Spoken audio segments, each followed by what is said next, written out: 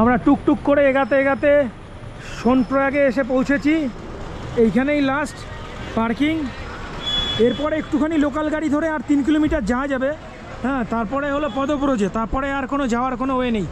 আমরা এখন একটা রেস্টুরেন্টে খাবো, এখানে খেয়ে তারপরে দেখি এখানে হোটেল নিতে পারি বা সামনে গৌরীকুণ্ড গিয়েও হোটেল নিতে পারি। দেখা যাক কি হয়। অনেক পাহাড় পর্বত পেরিয়ে আসা হলো, কতদূর কালকে হাঁটা হয় তার অপেক্ষা এখন।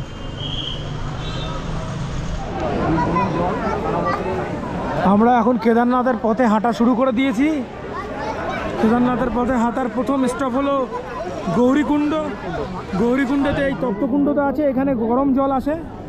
এই গরম জলে সবাই স্নান করে হাঁটা শুরু করেছে। যেরকম আমরা বদ্রীনাথের তপ্তকুণ্ড দেখেছিলাম, এখানেও সেরকম সেম ক্যাটাগরির তপ্তকুণ্ড, কিন্তু জলটা এখানে একটু নোংরা। বদ্রীনাথের চেয়ে জলটা অনেকটাই নোংরা। বদ্রীনাথের জলে স্নান করার যাচ্ছিল, কিন্তু এখানে জলটা আবার কালো হয়ে আছে। এই গৌরীকুণ্ডের মন্দির, আমরা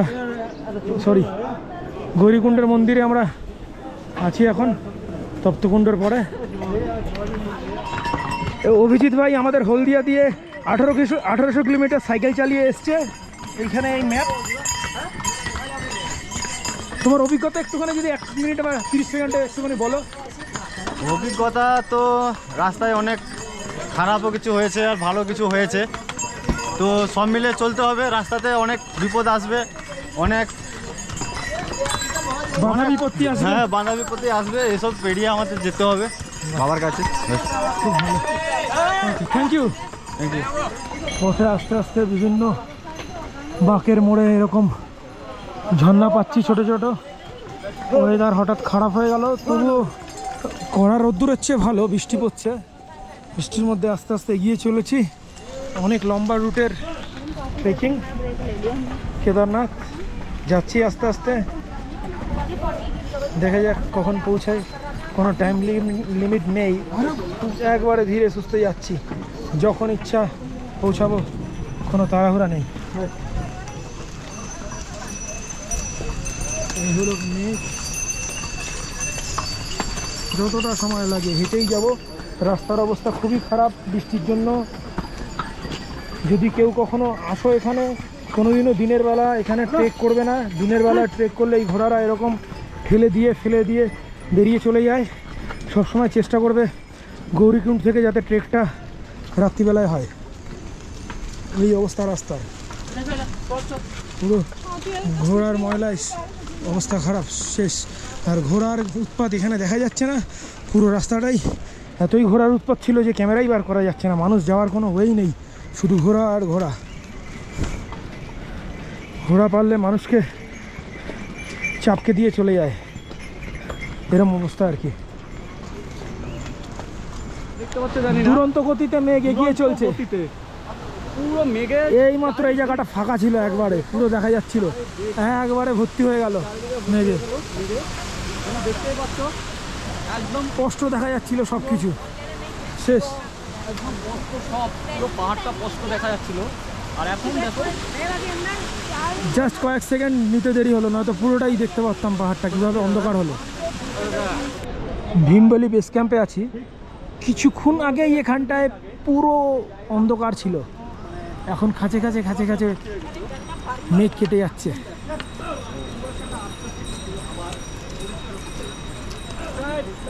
ভীমবেলি বেস ক্যাম্প।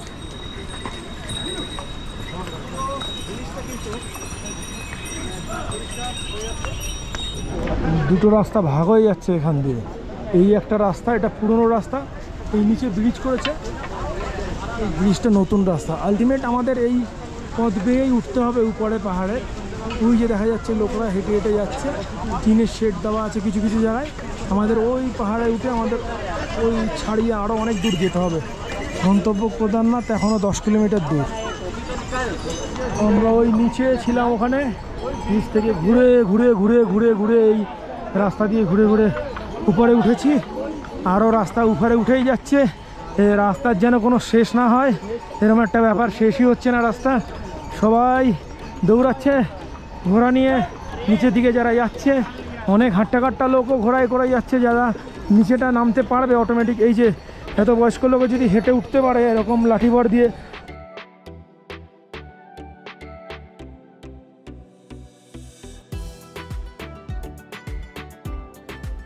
আমরা দুপুর 1:38-এ চালু করেছি আমাদের ট্রেকিং। এখন বাজে 9টা। 7 ঘন্টা 20 মিনিট ট্রেকিং করে আমরা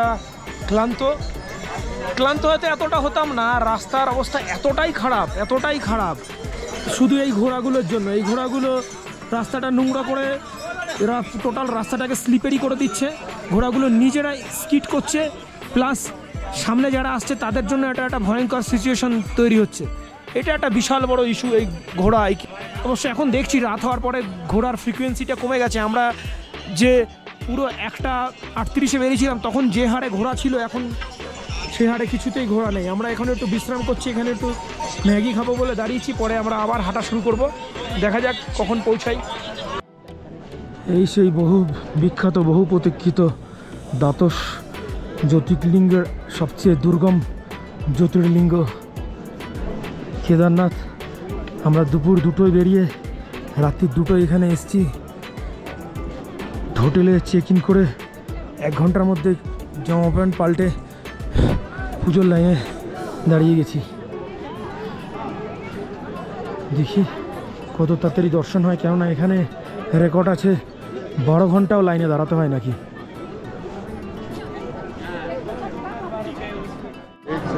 সবে পুজো দিয়ে বেরালাম আমরা গর্ভগৃহ দিয়ে। 3টার সময় লাইন দিয়েছি, 2টোর সময় এসে এই পুজো দিয়ে বেরালাম। এখন এই তাড়াতাড়ি বেরিয়েছিস, 6:30 বাজে। টেম্পারেচার 0 ডিগ্রি, তার মধ্যে খালি পায়ে পুজো দিয়েছি। এইখানে হলো কেদারনাথের মেন মন্দির, ভিতরে গর্ভগৃহেতে জল চড়িয়েছি, কেদারজির উপরে জল অভিষেক করেছি। তারপরে এখানে পিছনে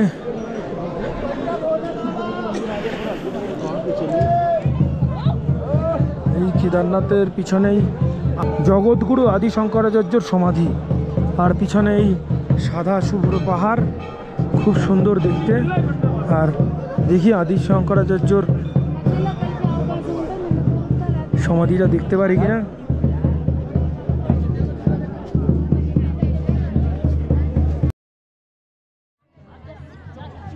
এই হলো মন্দিরের ব্যাক ভিউ। সুন্দর সুন্দর 2টো ত্রিশূল আছে মন্দিরের ব্যাকে। আর ওইখানে একটা আছে আদি শঙ্করাচার্যর সমাধিস্থলে যেতে। জগৎগুরু আদি শঙ্করাচার্যের সমাধিস্থলে যাচ্ছি আমরা এখন।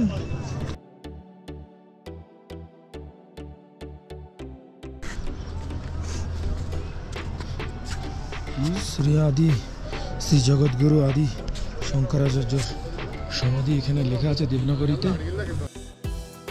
এই যে এখানে আছে আদি শঙ্করাচার্যের সমাধি। আমি দেখি আমরা নিচে নামতে পারি নাকি।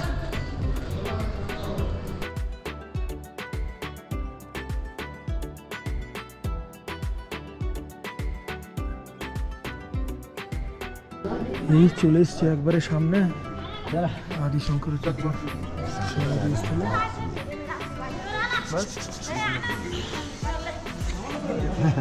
चल आराम से घूमने के बाद हो जाबो ज़्यादा नीचे ওঠার সময় খুব কষ্ট হয়েছিল, শারীরিক কষ্ট আর কি। সবচেয়ে বেশি যেটা এখানে ম্যাটার করে এই কেদারনাথে ওঠার সময় সেটা হলো এই ঘোড়াগুলো উঠতে দেয় না, ধাক্কা মেরে দেয়। এটা খুব একটা কনসিয়াসলি উঠতে হয়। নামার সময় সেরকম কোনো কষ্ট নেই, নামার সময় দৈহিক কোনো কষ্ট নেই, আপনি এমনি হেঁটে হেঁটে যে কেউ নেমে যেতে পারবে।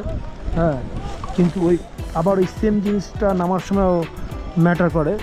কিছু কিছু ঘোড়া থাকে, তাই জন্য যেগুলো মানুষকে ধাক্কা দেয় ওরা নিজেরাও বুঝতে পারে না। তো কেউ যদি এখানে পায়ে হেঁটে উঠতে চায়, সবচেয়ে বেস্ট টাইম হলো একবারে রাত্রিবেলায় ট্রেকটা করা। রাত্রিবেলায় আরামসে, একবারে ভিড় থাকে না।